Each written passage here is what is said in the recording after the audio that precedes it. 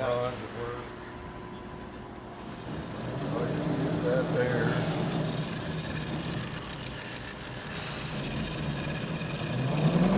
See it?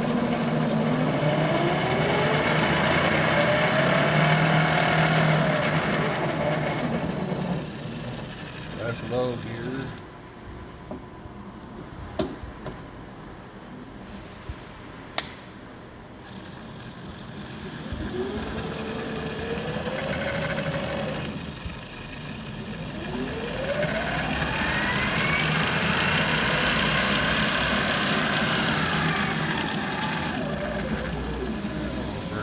Down there, we got feed.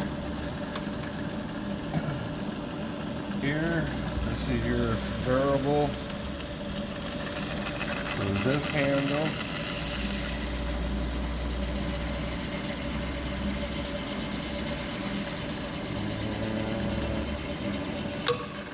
Bring that down here.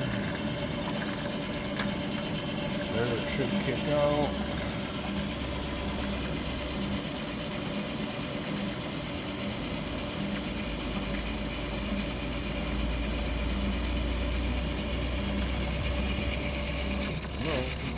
Oh, it's got reverse tapping.